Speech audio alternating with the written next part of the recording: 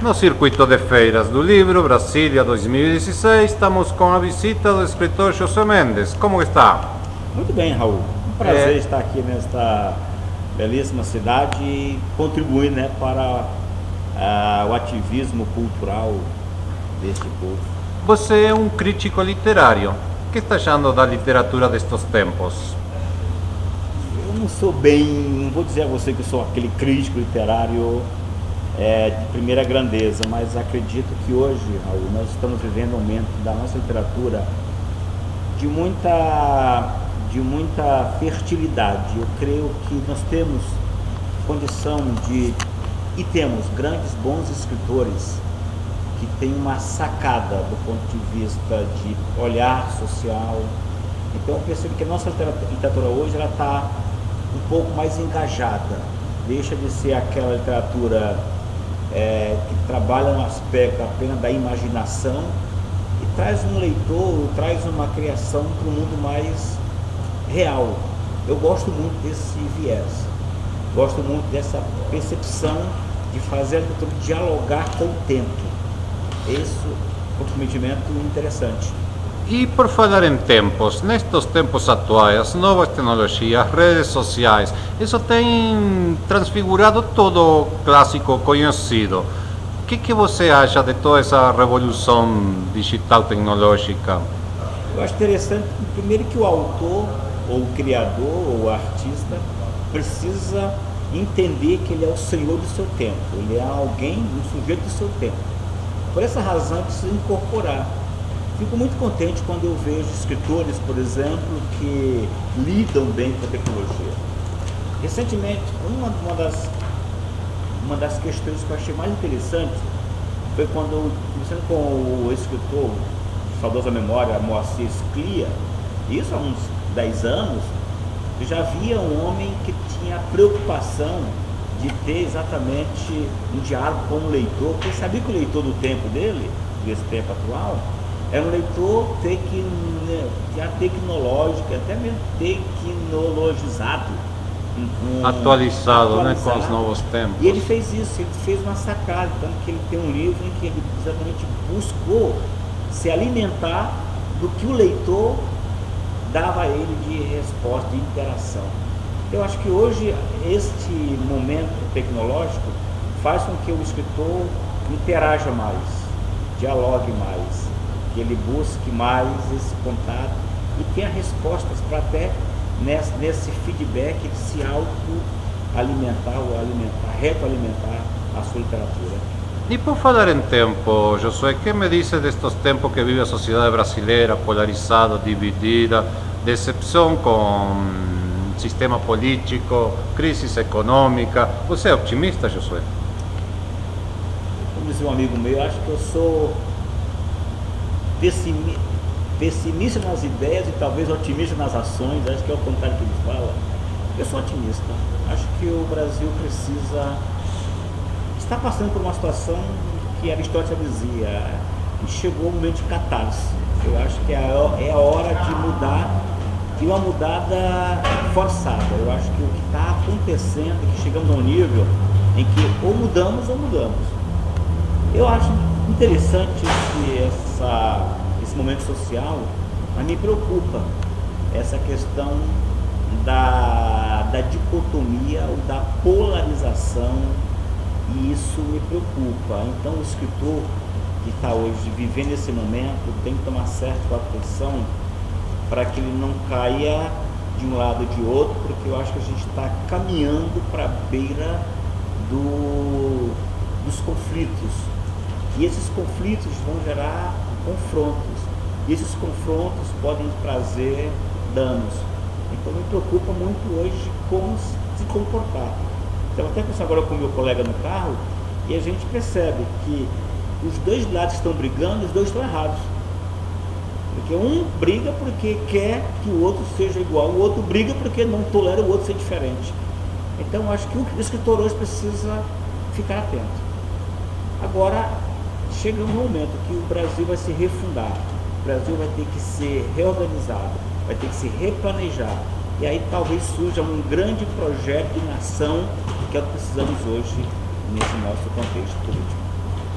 Se a gente vai perguntar nas escolas, os estudantes, os referentes culturais, aí aparecem atores de novela, cantantes de sucesso, Neymar da vida. Dificilmente alguém te fala que o referente é um escritor ou um cientista. Por quê? Ah, porque para eles o escritor é sempre alguém morto. Para o nosso aluno, o escritor bom já morreu, né? Quando eu levei a Ezio uma vez, que ele fez uma pergunta, eu apresentei o livro lá, que fez uma pergunta belíssima, os alunos ficaram assim, ué, e pode? Escritor bom vivo? Pode. Então, na verdade, a gente tem que mudar esses referenciais. Levar o escritor na escola não poderia ser um caminho? E a escola precisa. Escola é o espaço de todos, Raul. Eu acho que a gente precisa compreender que escola é o espaço mais democrático, é o espaço que a gente tem que se apropriar. Lamentavelmente, as pessoas pensam que escola é um mundo à parte, é uma prisão, que o pai lá deixa seu aluno. Não, lá corre uma vida. Eu acredito muito nessa relação escola-comunidade. E eu estou na ativa ainda como professor, e eu tenho essa preocupação. Está lecionando onde? Eu dou aula aqui no Paulo Freire, aqui na Asa Norte. Sei, conheço muito bem. E estou com um projeto hoje, vim até falar sobre esse projeto, de trazer uma proposta de diálogo com o escritor. Os nossos alunos querem conversar com o escritor. O Sindicato de Escritores está aberto para ouvir suas propostas, porque uma de nossas bandeiras é levar nossos escritores às escolas, justamente. Se você der um foco bem aqui, está bem que o nosso projeto, ó, conversando com o escritor. Claro. Aqui está uma proposta, Raul, Ezio e José, que a gente fez na escola. Eu tenho 6 terceiros anos, 6 turmas de terceiros anos. E eu dei para cada aluno, para cada turma, um escritor consagrado, um escritor Quais? do nosso patrimônio. Trabalhei com Monteiro Lobato, com Fernando Pessoa, com Mário de Andrade, com os clássicos. Os clássicos. E falei, bom, agora é hora de conversar com os escritores vivos, os brasileiros que estão aqui. Então eu estou aqui para convidar 6 escritores, para cada um assumir uma turma e num grande piquenique que queremos fazer em frente à escola, debaixo de um prédio, ao ar livre, mostrar para esses alunos que vale a pena conversar com o escritor. Até para compreender, né, José, a arte, o ofício de escrever, que não é tão distante que eles fazem na escola. Então a minha proposta hoje é aproximar a escola da vida real. Muito bom, porque levando o escritor você consegue encantar as crianças. E por falar em cantar, você lembra o primeiro livro que te encantou? Você lembra o primeiro escritor que te seduziu com sua literatura? O escritor que me deu um arrebatamento chama-se Gonçalves Dias. Eu me lembro quando eu tinha uma professora de português, que ela me fez exatamente decorar e para depois declamar o poema Ijuca Pirama. Ah, você lembra um pedacinho dele? Não chore, meu filho, não chore, que a vida é luta renhida, viver é lutar. A vida é combate que os fracos abate, os fortes e os bravos só pode exaltar. E aí vai. O ritmo que ele tinha na sua poesia é incrível. José, muito obrigado por seu tempo e sua atenção. Raul, prazer. Estamos com Zé Vieira, do grupo Irmãos Vieira. O que você traz para nós hoje aqui, Zé? Aqui hoje a gente veio fazer uma demonstração de catira, dança de catira. Mas o grupo Irmãos Vieira canta Folia de Reis, dança catira, canta moda sertaneja. Explica o que é catira. A catira ela é uma dança folclórica. Ela é uma dança composta de som de viola e violão, música, sapateado de bate-pé e palmas. Então elas são um conjunto, ela é feita por grupo de pessoas. Para dançar a catira tem que ter violeiros, música e dançarinos, ou seja, os catireiros. Claro. Homem e mulher. Não tem divisão. Quem quiser dançar pode dançar. Criança, velho, homem, mulher, todo mundo pode dançar. Que legal. A música na minha família, desde o meu avô, José Vieira Brandão, e eu nem conheci ele.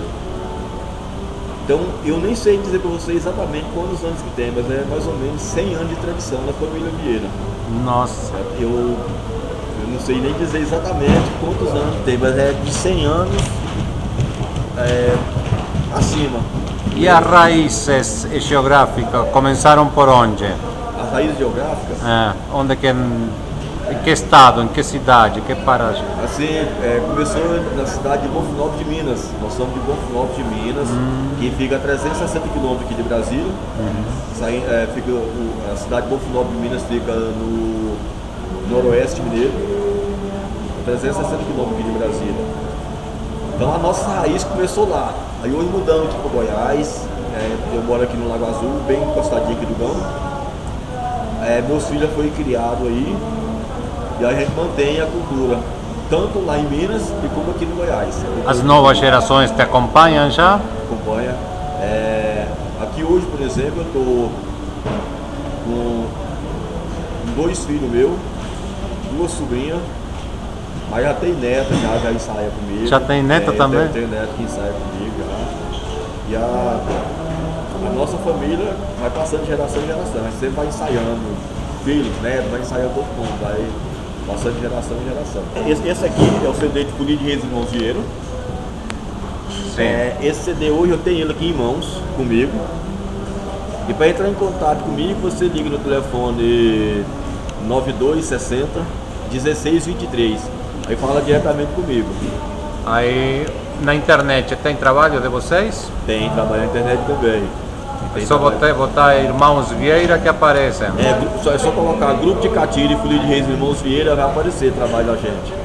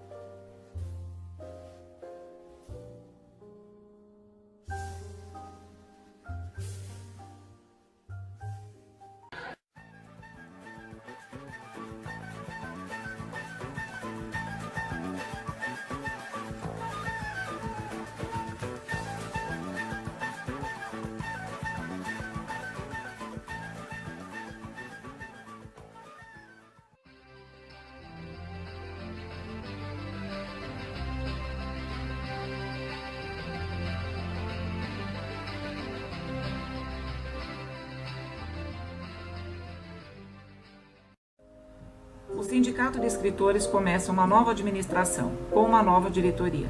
São tempos de reestruturação. Se você é escritor ou quer se tornar um, junte-se a nós e participe desta aventura maravilhosa. A poesia sou eu.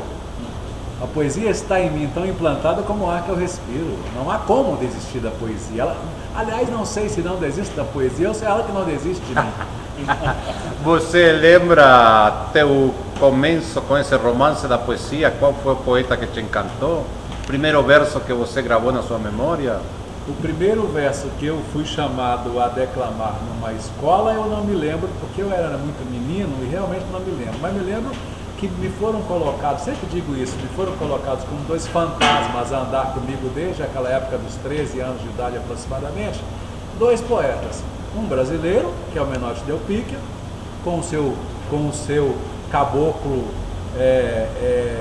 Juca Mulato, aquele cara sensacional, um personagem fantástico, maravilhoso, e um outro português que nunca abandonei também, foi Amor à Primeira Vista, esse triângulo amoroso, ainda bem que é com a poesia deles, né? Não, bem não, né? Mas que é o Guerra Junqueiro, Abílio Guerra Junqueiro, que viveu lá na passagem do século XIX para o século XX. Esses dois são os meus grandes poetas até hoje, fora os brasileiros, é claro, né? Você tem organizado um evento maravilhoso sobre poesia lá no Tocata, na Asa Sul. Este ano vai continuar esse projeto? Infelizmente lá não estamos mais, porque era um espaço cedido, que você sabe que a gente fazer espetáculo de poesia, fazer sarau, a gente não de modo geral não corre grana, né? Se for falar no Viu Metal. E a gente trabalha com espaço cedido, então com muita alegria, com muito apego, com muito a arte, o Cacá nos ofereceu aquele espaço gentilmente, foi uma coisa maravilhosa, mas o tempo findou, tudo tem início, tem fim, e nós agora estamos com outros projetos aí de poesia, mas hoje eu estou com um espetáculo de poesia mesmo, mais pessoal, para espaços fechados, que não é sarau, mas sempre com vontade de participar de saraus. E me fala desse novo projeto aí, já tem alguma coisa que pueda nos adiantar ou ainda está na fase de... Na verdade, o que eu tenho agora é um contrato, né, que foi feito pela Associação Brasiliense ou Brasileira, se eu não me engano, dos aposentados do Banco Central, para eu fazer um espetáculo para eles, para o público interno. É o segundo espetáculo que eu vou fazer. Fizemos o primeiro, agradou, nos convidaram, e estamos então trabalhando para possivelmente implantar isso dentro do público deles como um calendário permanente, né? Um calendário anual, mas por enquanto vai ser apenas o segundo espetáculo. Agora, o meu objetivo com esse trabalho é prepará-lo bastante refinado para, se Deus me der essa graça, digamos assim, se eu tiver essa sorte, essa capacidade, eu quero lançar na Feira do Livro a ideia desse espetáculo para levar depois ao teatro e fazer uma pequena temporada dentro do normal. Eu quero o desafio de fazer as pessoas pagarem para ver alguém interpretar poesia. É muita coragem. Vai estar desafio, né? É um grande desafio falar aqui. Realmente. Você tem visto este circuito de feiras do livro que está rodando pela cidade do Brasil e coincidimos que tem faltado público, a comunidade não tem comparecido, por mais que as escolas tenham aproveitado bem. Como que a gente resolve isso, Ezio? Olha, eu acho que inicialmente tem um erro conceitual, quer dizer, um erro não, tem uma característica conceitual que é uma discrepância entre os interesses do Estado e o interesse da pessoa que vende livros, digamos assim. Porque o que o Estado quer com essa feira é pegar o dinheiro que é do contribuinte e oferecer um lugar para as crianças, principalmente, que são os nossos futuros leitores e escritores, terem contato com o livro e com os seus autores. E isso está acontecendo, eu acho que até a contento, porque as escolas têm... Todos os lugares que eu fui, desses todos até agora eu só não estive em Braslândia, então tem visto isso acontecer, inclusive atrás do balcão mesmo, trabalhando pelo sindicato, eu percebi isso. Agora o público adulto, o público já consumidor do livro, digamos assim, esse público não vem porque me parece que a Secretaria não fez essa divulgação com esse lado da venda, esse lado mercantil, não é? E para os escritores, então, isso é muito importante, porque não há como o escritor fazer livro e não vender. Se não vender, não tem jeito. Precisa sobreviver, precisa sobreviver. É uma questão, inclusive, de pagar os custos de vinda, os custos do livro e tudo isso. Agora, eu não sei se isso se resolverá um dia, mas de modo geral, nos espaços do governo, por ele patrocinados, a venda é vista como uma coisa vil. Uma coisa que não se der, mas esse espaço é do governo, você vai vender aqui dentro. Eu acho que isso não deveria ser visto assim, principalmente quando o assunto é livro, quando o assunto é cultura, ou espetáculo, qualquer coisa dessa. Senão a gente não vai conseguir fazer a junção do povo procurando o espetáculo com as suas próprias experiências, pelo seu interesse, como o Estado mostrando aquilo que ele interessa mostrar.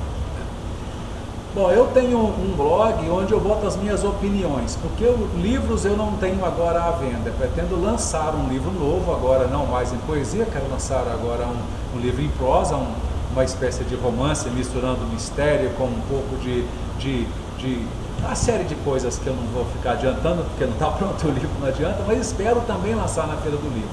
Só que como entra o velho problema de mercantilismo, né, de grana, talvez eu lance esse livro somente eletrônico no momento, somente um e-book, para depois passarmos pela edição em papel, a menos que eu consiga fazer a edição de pequena tiragem, que hoje essa chamada edição por demanda, que o mercado está trabalhando nela, talvez eu faça isso.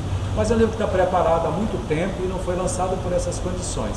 Mas quem quiser saber como eu penso e saber de mim, porque o escritor precisa dizer como ele pensa, precisa mostrar-se ao leitor, no sentido principalmente do que vai aqui dentro da sua memória, porque o escritor tem de falar de inteligência para inteligência, não é verdade? Entre ele e o leitor.